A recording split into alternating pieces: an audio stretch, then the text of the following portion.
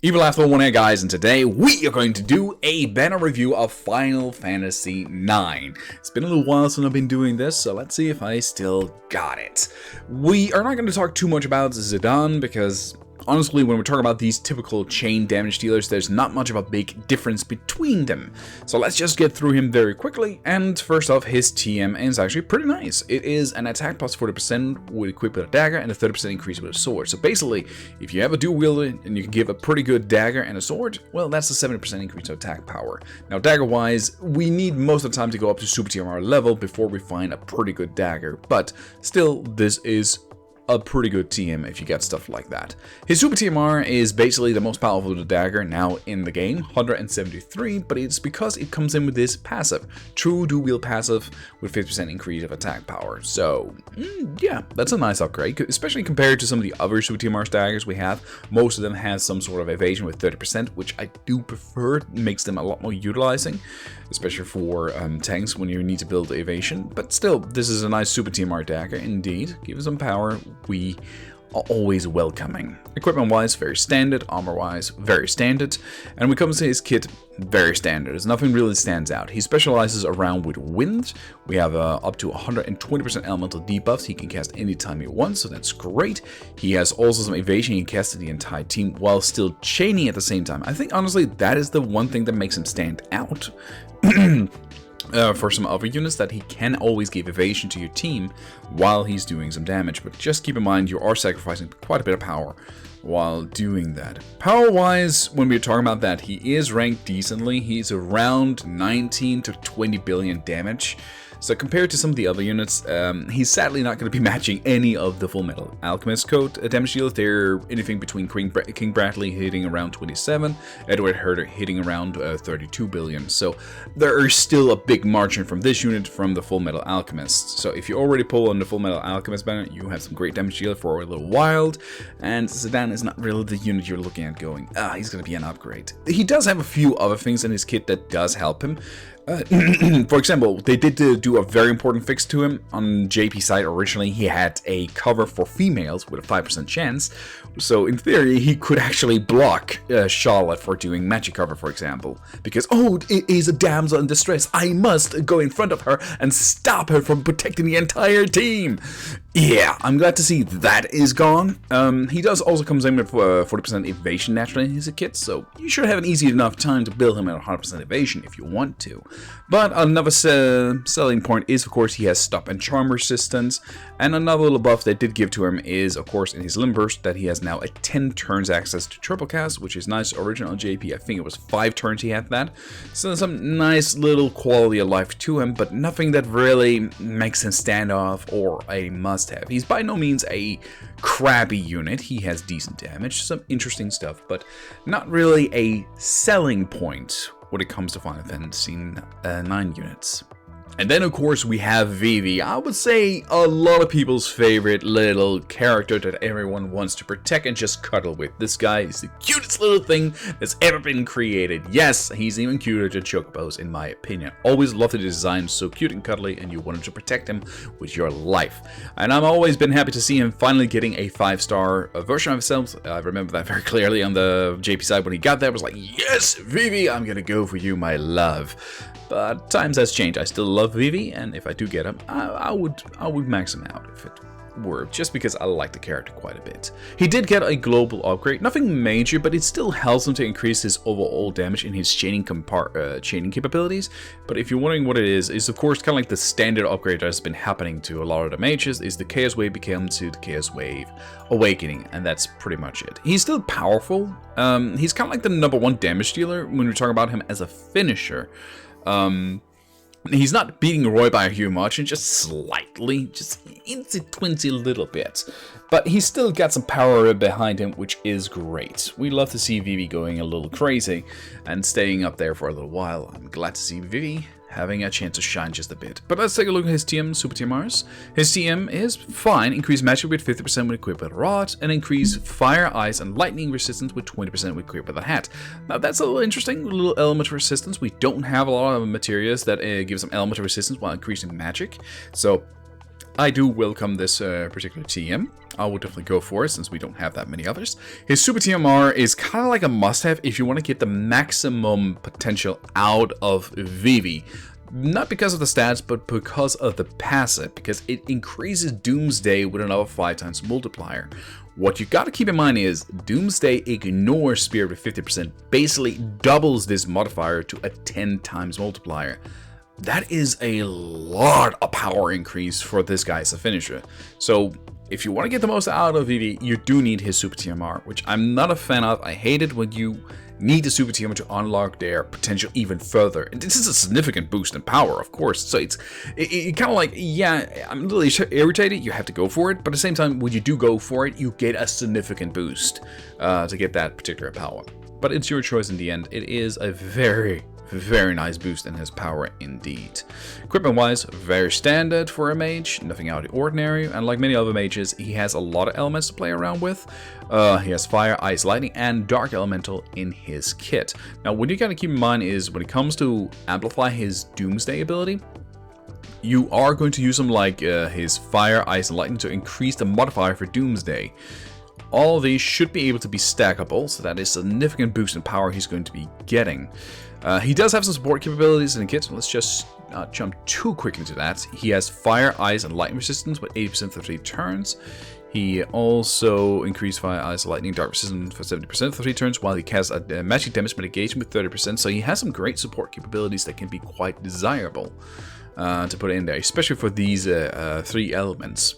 So there are certain trials I could see where he can make it a lot more slot efficient, where you can utilize some other supporters that may not be able to give element resistance. He can come in and do those things pretty easily, especially since also this particular move chains with the Chaos Wave. So you can kind of keep the chaining going, which is pretty cool if you're utilizing it in that direction.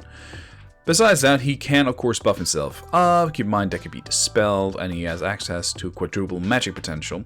But if you're using him as a finisher, you are going to be focusing on the Dark Fog particular move, because that one is the only one that decreases dark resistance up to 120% for 2 turns, and it also allows you quadruple black magic. And the quadruple black magic is the interesting thing about Doomsday. It is registered as a black magic move, so keep that in mind if you're going against bosses where it says, of a mission says you are not allowed to use black magic.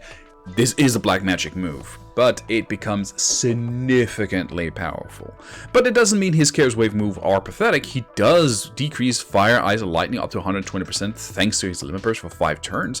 That is some good stuff. He has some great power in his kit. Sadly, he doesn't have any killers.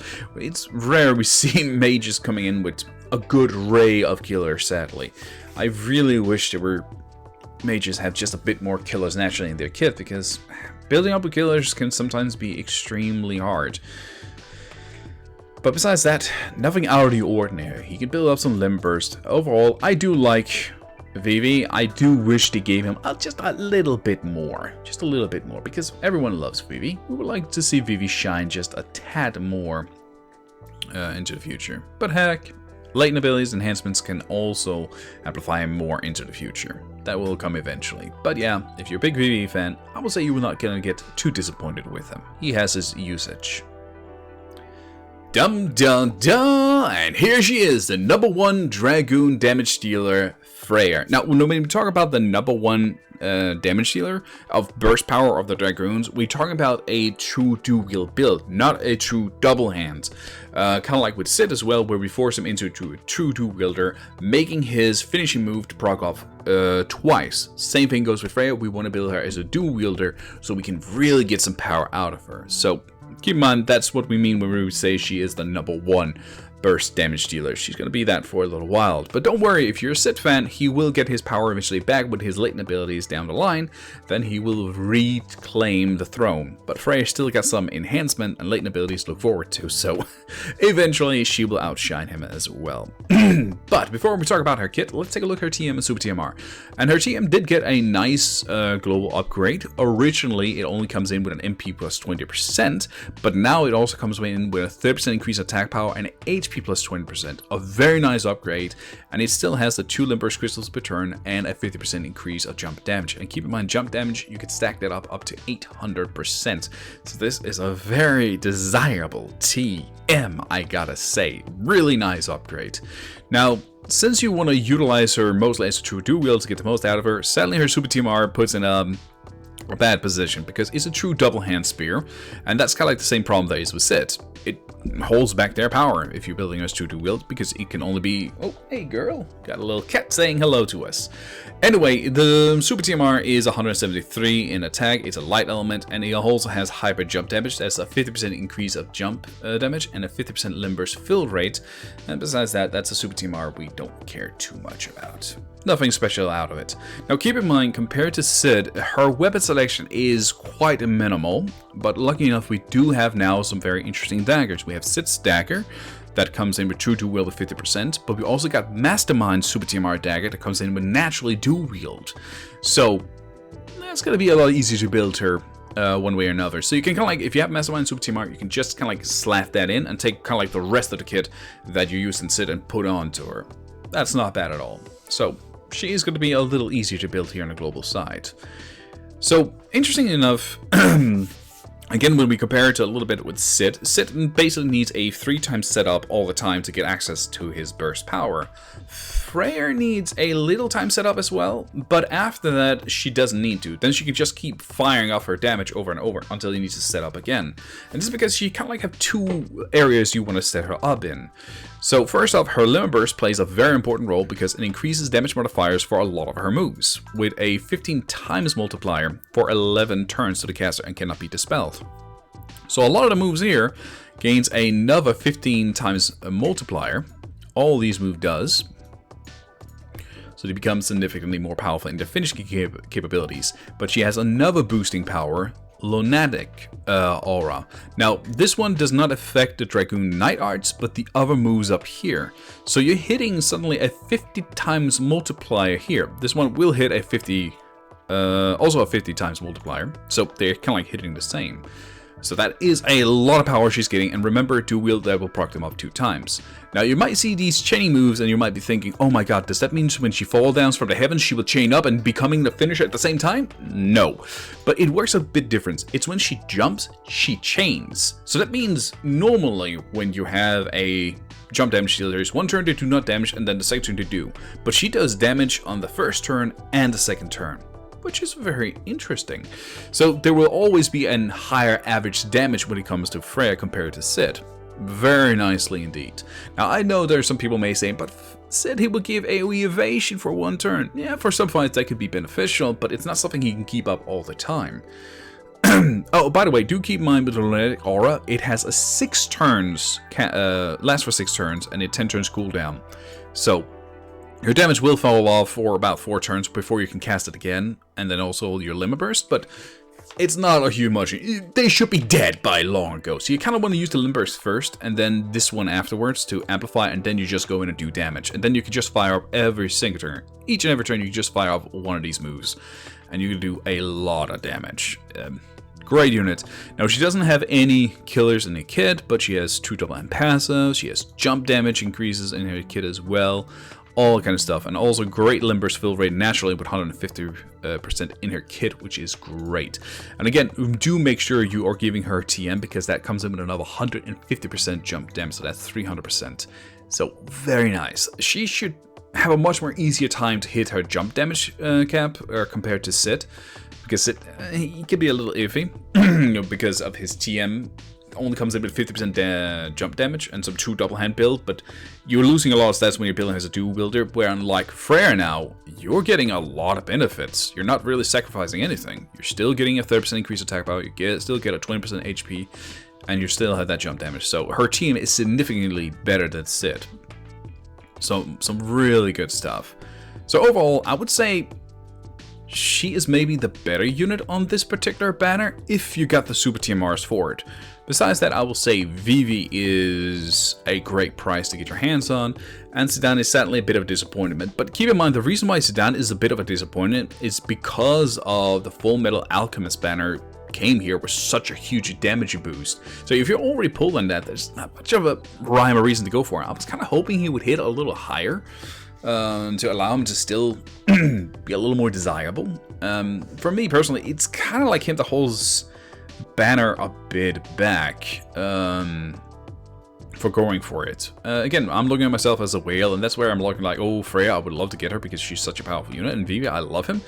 But Zidane, I'm not too much of a crazy fan of. And I've also been pulling pretty hard at FMA, so I'm going to skip out it. For newer players, I will say this is not the best banner to go for. They are mostly damage dealers, and if you want to get the most potential out of them, again, Freya, you need to go do will build for her, and that acquires quite a few super TMRs to get the most out of her. Vivi is good, but again, if you want to get the most out of him, you kind of need his super TMR to get most out of it. So overall, I say this banner can be easily skipped, but if you are a fan, you can go for it, and the units will not disappoint you too much. Zidane is just the one unit I'm looking at that is sadly a bit disappointing. So that's kind of like my throwaway for this, but we're not fully done. We still got a free unit to talk about, and then we are over. So the final unit we're going to be talking about is this particular 3 unit. And when we talk about 3 units, don't have high expectations of these 3 units. They're generally not that fantastic. Especially when we compare it to Kimari. After my opinion, Kimari was an incredible free unit, but a lot of versatility in his kit. Just an incredible unit. The only thing he was actually lacking was a dual cast. Then he would actually be freaking impressive to dual cast all his support capabilities. Damn, he would be amazing. But still a great free unit, great unit to utilize, and some good TM and Super TMR to utilize. So again, we're keeping our expectation low for these 3 units. They can sometimes be decently for newer players to build up a decent team, but most of the time it's just for the bonuses. And now we got this thing. That is no gender, nothing. So TM wise is honestly disappointing, especially when you compare it to some of the 4-stars TMs you can get your hands on. We do have an accessory where you get a 40 in magic and a 40% increase in magic. So this one comes in with a magic of 16 only, but it does have a 40% increase in magic and has some origin in there. Nothing crazy, nothing like, oh my god, I'm gonna get my hands on that one. Not really. So the TM you could easily skip out on. The Super TMR, on the other hand, is fine. I could see hybrid units that can be equipped with a spear that can utilize this one, because it comes in with an attack with 76. That's okay, but magic 150 is a very nice combo. Jesus Christ, I'm getting attacked by cats right now. Jesus, I got Seko here, I got Jaya right here now. Oh, Jesus Christ. We got cats everywhere. But it comes in with a nice passive where you increase Limber's fill rate with 100% and win the earth resistance by 20%. So overall, it's fine. But I say if you already got plenty of hybrid gear to get the most out of it, you don't have to go for it. But it's not bad. It's a little unique. We don't know if there might be other units of global exclusive that might pop out of nowhere that could utilize a spear with a magic stat on top of it suddenly. Gumi can be a little weird sometimes with those kind of things, but yeah, you can easily skip it. You wouldn't be sleeping endless nights worrying about it. Oh, should I have gone for this thing or not? You can easily skip it because, again, when you think about how much you have to go in there for farming bonuses, it can be such a chore trying to build these things up to try to get your hands on them. So it's up to you. It can be fine, but it's easily skippable as well. Weapon and armor-wise, a weird bunch. It's a weird unit. But the unit has some decent support capabilities, kind of like Kimari. Where I would say still Kimari is significantly better. But it can increase wind and earth resistance by 100% and give an HP barrier of 5,000. But keep in mind, they are only 3 turns, not a 4 turns like this is a 4 turns cooldown ability. A shame. I really wish it could keep that up 100% of the time, because that could make the unit a little more desirable to utilize. The unit does have an interesting counter move with a 4% either physical or magic attacks, where it comes in with a damage mitigation of 40% for 3 turns. That's not bad. Not at all that you can get those kind of stuff up. And then we start to look at the support capabilities you can then unlock. I would say the one that stands out is the Mighty Guard. Again, really good for newer or mid-level players. Increased defense and spirit with 150% for 3 turns. Physical, magical damage mitigation with 20%. And an HP barrier of 3,000. That's a damn jam-pack. And it's not a cooldown ability. This is something you can spam each and every turn if you want to keep that HP barrier up and going. And again, physical magical damage mitigation with 20% is not bad. That's pretty good. And above 150% is also good. it's honestly a surprisingly good move. Honestly, its best move in its kit. And also, it can chain with the AM family with some decent damage along the way. Not bad at all. I really like this little combo here. And then we come to our little point where I'm just a little disappointed. It's the Chaos Wave abilities. Again, I don't understand why Gumi will not do this little upgrade, because Chaos Wave is kind of like disappearing from many units and become Chaos Wave Awakening. We're seeing that with a lot of the other mages, but free units are not getting this little upgrade. I really wish they did, because it puts a huge limitation on how you want to use them. Then you can only use them with another free unit, but what is the chances for you to find another free unit in your friend list? That's not the units that people are putting up. So, because the damage is decent, it decreases wind resistance with 100% or earth resistance with 100%, so that's pretty decent. And also good healing capabilities, 2,500 with an 8 times multiplier with HP regeneration, split over 3 turns. Not bad, not bad. Again, the unit has some shining abilities in its kit, but kind of hold a bit back with the Chaos Wave not being upgraded, and the TM to TMR is not that worth going for. And that's kind of like the problem here again, is that you have this unit that has this weird TM where you put in if you want to utilize the spear part, but lucky enough you can be equipping rod and just say screw that, because most of my TMs acquires a rod to be equipped to increase its magic. But yeah, you won't build this one for doing damage if you're going to be using it mostly for the support capabilities. Fine enough unit overall for a free unit, but I will say the TM you can easily skip. The Super TMR, that's really up to you if you can see any usage for it, or you can just easily skip it. All up to you. But thanks for watching, guys. Now please like and subscribe for the channel so we can laugh together in the darkness.